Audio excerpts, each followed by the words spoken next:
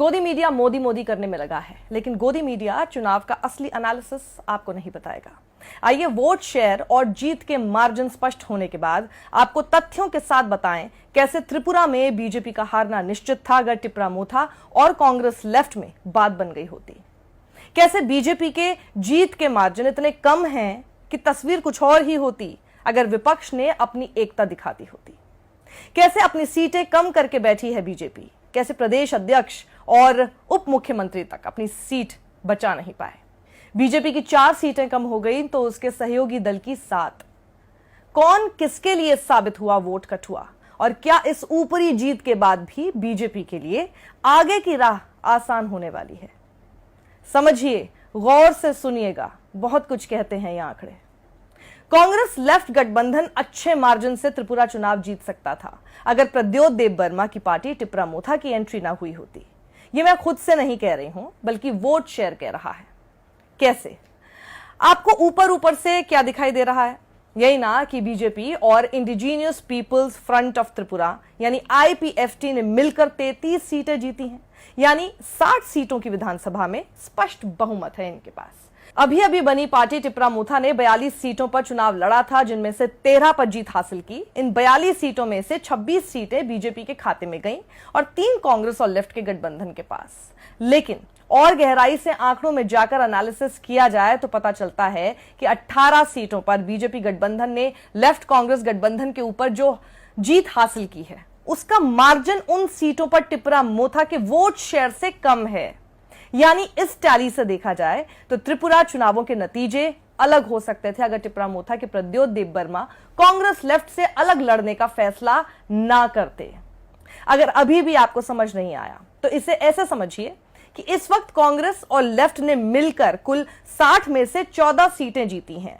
इनमें ऊपर बताई गई 18 सीटें जुड़ जाती तो देखिए आंकड़ा क्या हो जाता। 14 + 18 = 32 और बीजेपी रह जाती सिर्फ 14 सीटों पर। टिपरा मोथा पार्टी साल 2019 में ही बनी थी, जब त्रिपुरा के राजशाही परिवार के वारिस प्रद्योत देबबर्मा कांग्रेस छोड़कर अपनी ये नई पार्टी बनाने के लिए निकल गए थे। टिपरा की आदिवासी इलाकों में बहुत सख्त पकड़ है और ऐसी कुल 20 सीटें हैं। और सबसे बड़ी बात यह है कि त्रिपुरा में बीजेपी के खिलाफ बहुत बड़ी लहर थी, यानी जिसे एंटी इनकम्बेंसी कहते हैं। उसका अंदाजा इसी बात से लगा लीजिए कि त्रिपुरा में बीजेपी अध्यक्ष हार गए, उप मुख्यमंत्री तक अपनी सीट नहीं बचा पाए और मुख्यमंत्री मानिक साहा बड़ी मुश्किल से 1200 के मार्जिन से ही घिसटते घिसटते जीत पाए हैं।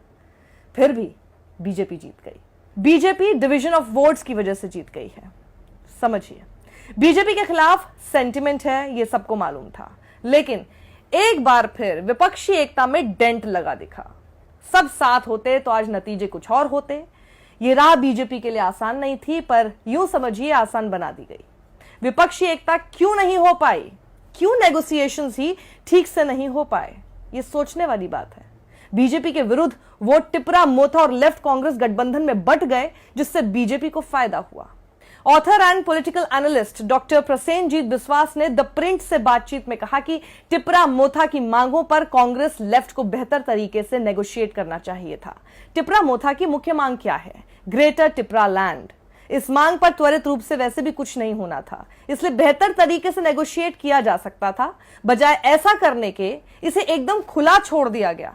और इसके अलावा जहां जहां भी बीजेपी कम मार्जिन से जीती है वहां बीजेपी को पोलराइजेशन का भी थोड़ा फायदा उसे मिलता हुआ दिखाई दिया है। एक बार फिर ये एक बड़ा लेसन है विपक्ष के लिए, बशर्ते वो इससे कुछ सीखे, क्योंकि बार बार हमें ज्यादातर चुनावों में देखने को मिलता है और जहां बीजेपी के खिलाफ सेंटिमेंट होते भी हैं, विपक्ष उसे अपनी बिखरी एकता से फायदा पहुंचा देता है।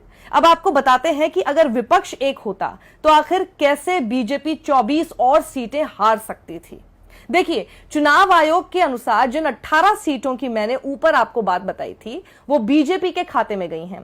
उनमें से 9 सीटें पिछली बार 2018 के चुनावों में CPM ने जीती थीं। बाकी बची 9 सीटों पर बीजेपी रही है, जहां लेफ्ट कांग्रेस दूसरे नंबर पर है। ये सीटें हैं अमरपुर, सूरमा, पानीसागर, मजलिशपुर, कमलपुर, पबियाछारा, तेलियामुरा, खायरपुर और पेचरथाल। जुलाई बारी में बीजेपी का सहयोगी दल है IPFT, जिसने महज 500 वोट के मार्जिन से अपनी एकमात्र सीट जीती और लेफ्ट कांग्रेस गठबंधन का उम्मीदवार हार गया। वहीं अब देखिए खेल कहां हुआ है। टिपरा मोथा के उम्मीदवार को इस सीट पर मिले 8,500 वोट, जो जीत के मार्जिन से कहीं ज्यादा है। अब जरा सोचिए कि इसी सीट पर लेफ्ट, कांग्रेस, टिपरा मोथा मिलकर लड़ते तो जीत किसकी होती। इसी तरह से चांदीपुर सीट पर बीजेपी के टिंकू रॉय 577 वोट के मार्जिन से जीते और लेफ्ट कांग्रेस गठबंधन का उम्मीदवार कृष्णेंदु चौधरी हार गए। लेफ्ट कांग्रेस के साथ होती टिपरा मोथा तो इस चांदीपुर सीट पर जीत किसकी होती? सोचिए, लगा लीजिए, आंकड़ा आपके सामने है। इसी तरह बाकी 7 सीटें जो 2018 में लेफ्ट का गढ़ थीं, उनकी कहानी भी कुछ अलग नहीं है। धानपुर, मनु, बागबस्सा, कमला सागर, विशालगढ़, काकराबन, सालगढ़ और राजनगर में कांग्रेस लेफ्ट के उम्मीदवार दूसरे स्थान पर रहे, जबकि टिपरा मोथा के उम्मीदवारों को बीजेपी उम्मीदवार के जीत के मार्जिन से भी ज्यादा वोट मिले।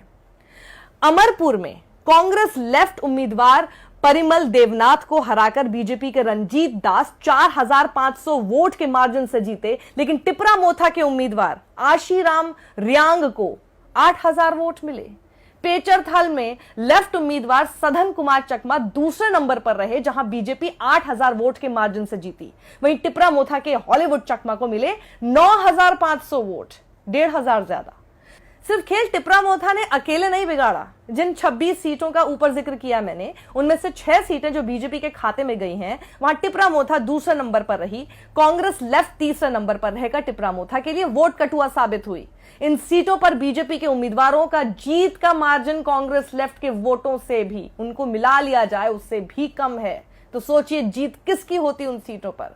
कल्याणपुर, प्रमोद नगर में मौजूदा विधायक पिनाकी दास चौधरी 7,000 के बड़े मार्जिन से जीती, जिन्होंने टिपरा मोथा की मनहर देबबर्मा को 6,500 वोटों से हराया।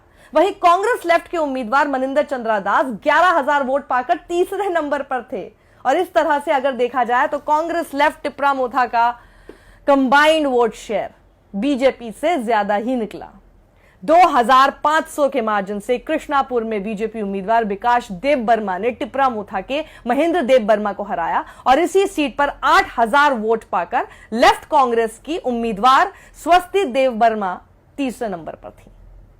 सांतिर बाजार, मोहनपुरी, बागमा में भी केस कुछ अलग नहीं है, जहां टिपरा मोथा दूसरे नंबर पर रही और लेफ्ट कांग्रेस उम्मीदवार तीसरे नंबर पर।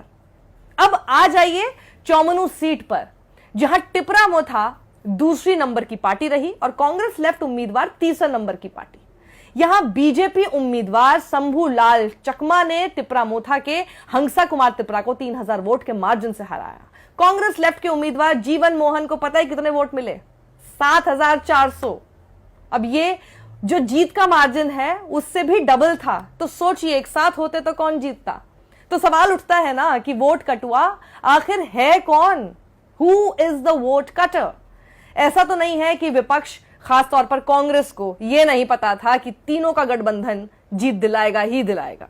अब कांग्रेस कहने में लगी है टिपरा मोथा की वजह से वो हार गए। त्रिपुरा के कांग्रेस अध्यक्ष बिराजीत सिन्हा बोलते हुए मिले कि अगर टिपरा मोथा साथ होती तो सरकार 1000% गठबंधन की ही बनती। बीजेपी को मिलाकर पहले भी कई पार्टियां टिपरा मोथा को वोट कटुआ बता चुकी हैं।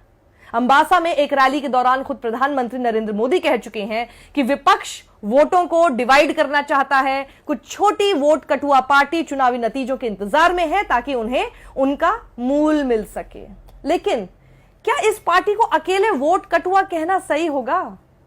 तीनों का आपसी गठबंधन नहीं हुआ तो खामियाजा दोनों को ही भुगतना पड़ा ना। जहां टिपरा मोथा दूसरे नंबर पर है, वहां कांग्रेस लेफ्ट का गठबंधन उनका वोट काटते नजर आ रहे हैं। तो जहां कांग्रेस लेफ्ट दूसरे नंबर पर है तो वहां टिपरा मोथा वोट कटुआ साबित हो रही है।